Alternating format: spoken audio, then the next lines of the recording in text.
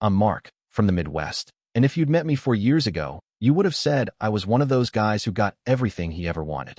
I had a wife I adored, a small house, and a baby girl who thought the sun rose just for her. My wife's name is Lauren. We met in a friend's backyard at a July barbecue. One moment we were strangers, the next we were talking like we'd known each other for years. It felt easy with her back then. Just two people who wanted the same kind of simple life. 3 years later, that life looked like early mornings, diapers, and trying to keep up with bills. Our daughter, Emma, came along a year into the marriage. From the moment I held her, everything else in the world moved one step down the ladder. I still loved Lauren, but Emma became the center of my universe. I thought we were on the same page. Looking back, I can see the small changes, but at the time, I brushed them off. The longer showers. The new clothes, she said, were on sale. The way her phone never left her hand. I told myself it was normal, that we were just tired and stressed, that every couple hit rough patches. Then came the night that split my life in two. Emma was asleep on her little bed with her stuffed rabbit. I was rinsing dishes when Lauren walked into the kitchen with a suitcase. A full suitcase. Her face was calm, almost too calm, like she'd rehearsed this moment. "I'm done, Mark," she said. "You're not enough for me anymore." At first, I thought she was joking. I even let out a short, awkward laugh that died when I realized she wasn't smiling. She didn't even look mad. Just finished. "What are you talking about?" I asked. "I can't do this anymore," she said. "The routine, the bills, the baby. I feel like I'm suffocating. I need more. I deserve more." I glanced at the suitcase. "You're leaving? Right now?" "Yes," she said. "There's someone special. He makes me feel alive again." Those words stuck with me. Someone special. Emma and I were just background noise. I walked into the living room, sat on the edge of the couch, and tried to process that the woman I'd built a life with was about to walk out and abandon her own child. My first instinct was to beg, to ask what I'd done wrong, what I could fix, how we could make this work. But Emma shifted in her sleep, and something inside me changed. "You're leaving Emma here?" I asked quietly. "She'll be better off," Lauren said. "You're a good dad. You can handle it." "I can't right now. I need to focus on myself." It was like she'd already written us out of her future. "Does he know you're married? That you have a kid?" I asked. "He knows enough," she said. "This is my chance, Mark. I'm not going to waste it." I walked to Emma's doorway and watched her sleep. Her tiny chest rose and fell, unaware that her whole world was changing. I wanted to block the door, to drag Lauren back to reality. Instead, I took a slow breath and turned back to her. "If you walk out that door," I said, keeping my voice steady, "don't ever expect to walk back in as nothing happened." She picked up her suitcase and walked past me without even touching our daughter. The front door closed behind her with a soft click. That was the night I became a single dad and started counting the days since my wife decided we were disposable. The first morning without Lauren felt unreal. I woke up to Emma crying, and for a second, I reached over, expecting Lauren to get up like she used to. But the space beside me was cold and empty. It hit me in a quiet, heavy way. There was no going back to how things were. I picked up Emma, warmed her bottle, and sat with her in the living room. She played with my shirt like she always did, unaware that her mother was gone. I told myself I had to stay steady for her. No breakdowns, no giving up. The next few weeks were a blur of early mornings, daycare arrangements, cooking simple meals, and doing laundry late at night. I was tired all the time, but there was a strange kind of peace in the routine. Emma started laughing more, saying new words, and learning to walk. Those little moments carried me through. Lauren didn't call. Not once. No texts.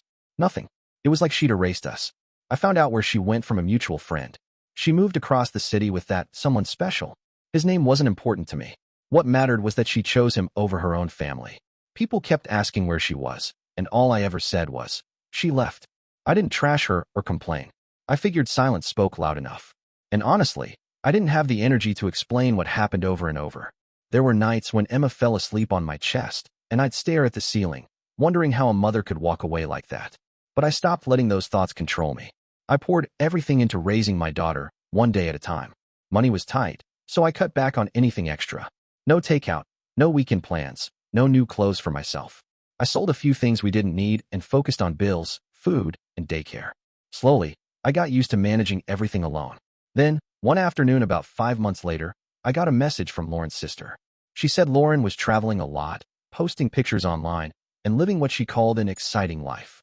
New clothes, bars, fancy dinners, and hotel trips. Always with that man beside her. It stung a little, but I didn't respond. I didn't want to get dragged into anything. Around that time, Emma said her first clear sentence. She looked up at me and said, "Daddy, stay." It hit harder than anything Lauren ever said. I knew I wasn't going anywhere. This was my life now, and I accepted it fully. As months passed, things slowly improved. I found balance in the chaos. Emma started daycare, and I had a few hours each day to catch up on errands and breathe. I even took her to the park on weekends. Watching her run around, laughing and falling in the grass, made me feel proud. We were building something new, just the two of us. Meanwhile, I heard bits and pieces about Lauren through mutual friends. She stopped talking to most of them. She drifted away from her family, too. She seemed focused only on her new partner, her nightlife, and whatever thrill she was chasing. I didn't reach out. I didn't check her social media. I didn't care where she went or what she did. My silence wasn't anger, it was closure. She made her choice, and I accepted mine. By the time we crossed the 1-year mark since she left, something unexpected happened. People started saying I looked healthier. Emma was growing fast, talking more, smiling more. Our house felt lighter, even with just the two of us in it. The first sign of that storm came on an ordinary Tuesday evening. I had just picked up Emma from daycare. She was holding a little paper star she'd made, proud as could be. We went home, cooked a simple dinner, and watched a kids' show together. Life wasn't perfect, but it was steady, and that steadiness felt good. Right after I put her to bed, my phone buzzed. It was a mutual friend, Jason. We hadn't talked in months. His message was short. "Have you heard about Lauren?" I didn't respond. I didn't want drama. A minute later, he called. I almost ignored it, but I picked it up. He sounded uneasy. He said that Lauren's someone special had been seeing someone else the whole time. Not just recently, apparently from the beginning. He was juggling multiple women, lying to all of them. Lauren found out when she walked into a bar and saw him with another woman, acting like they were a couple. There was a scene, some yelling, and he didn't defend her. He told her she was fun while it lasted, then told her to leave. I didn't say much. I just listened. When Jason finished, he apologized for even bringing it up. I told him it was fine, thanked him, and ended the call. I sat there for a moment, not feeling revenge, not gloating, just calm. She had made her choice. Life handled the consequences. For a while, things stayed quiet. No contact from Lauren. No updates. I focused on Emma. We found a rhythm that worked. Mornings were smoother. She learned new words, started singing little songs, and held my hand wherever we went. I noticed that she never asked about her mother. She didn't remember enough to miss her.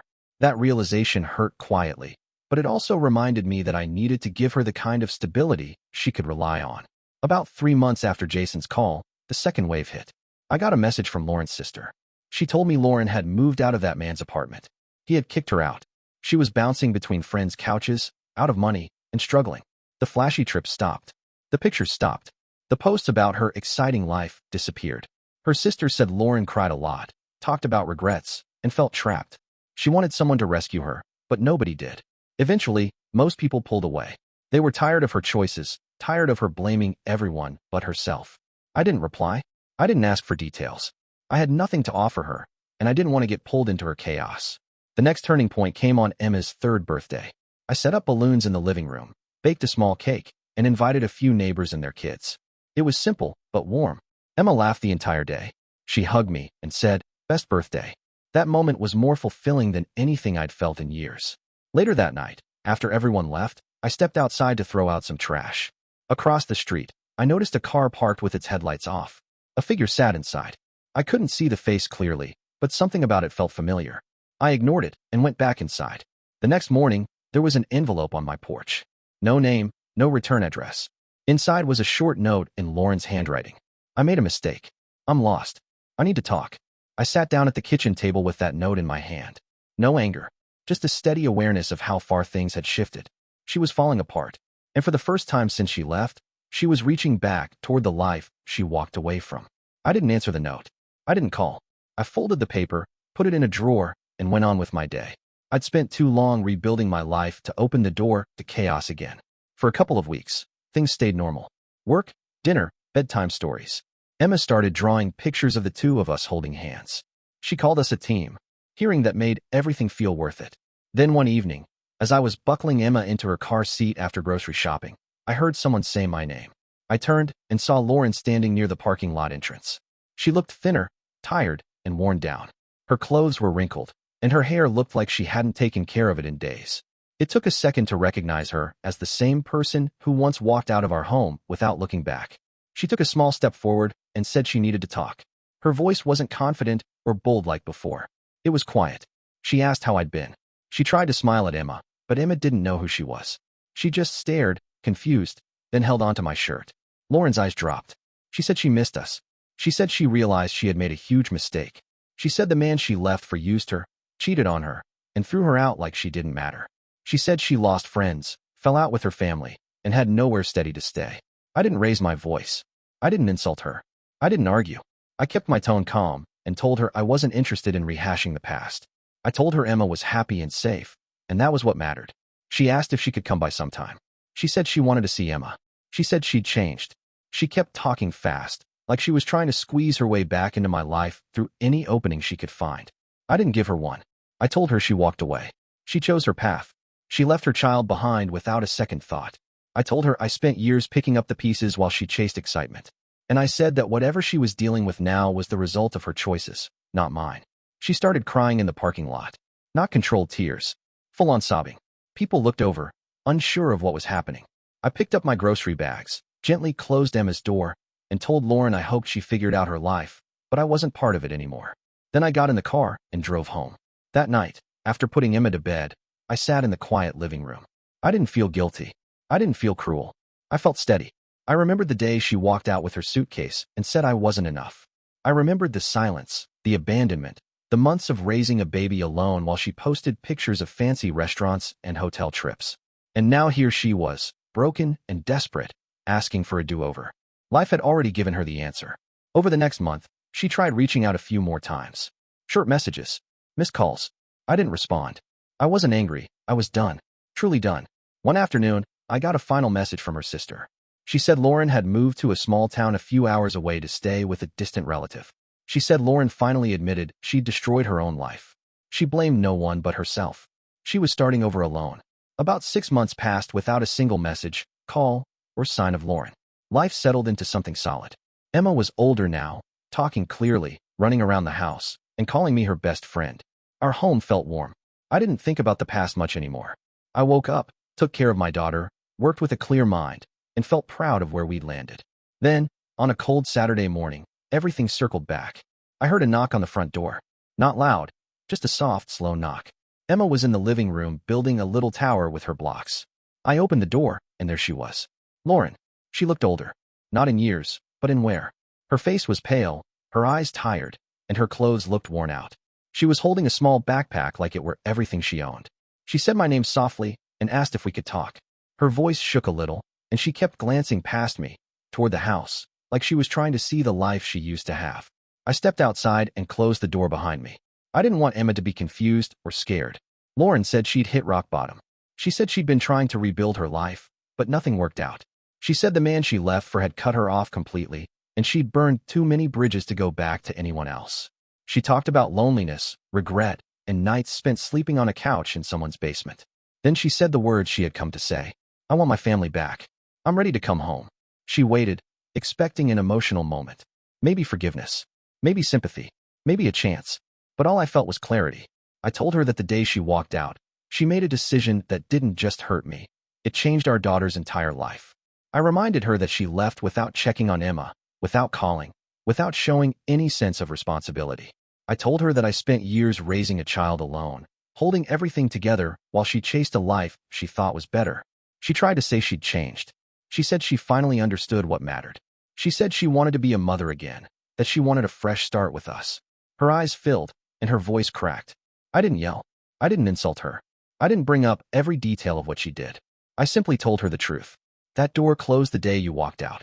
She froze, like she didn't expect those words to actually come out of my mouth. She looked past me, toward the house again, and whispered that she deserved another chance. I told her that Emma was happy, safe, and stable, and I wasn't going to let anything disrupt that. I told her I wasn't angry anymore, but I was finished. Finished. I said she needed to build her life somewhere else, however difficult that would be, because her chapter in ours was over. She broke down right there on the porch. She covered her face, cried, and kept saying she was sorry. I stepped back, staying calm, and said I hoped she would eventually find peace, but she wasn't part of our home anymore. Then I walked inside and closed the door. Not slammed, just closed. Emma looked up from the floor and smiled, holding up her toy tower like it was the most important thing in the world. And in that moment, it was. She was. Our life was. I picked her up, hugged her, and felt something simple and strong. A clean ending. Laura never came back after that day. No messages. Nothing. She disappeared into her own future, and I stayed in mine. And for the first time, it didn't feel like revenge. It felt like balance. Life had handled everything. So here's my question for anyone listening. Was I right to close that door for good? Or should I have let her back in after everything she'd done?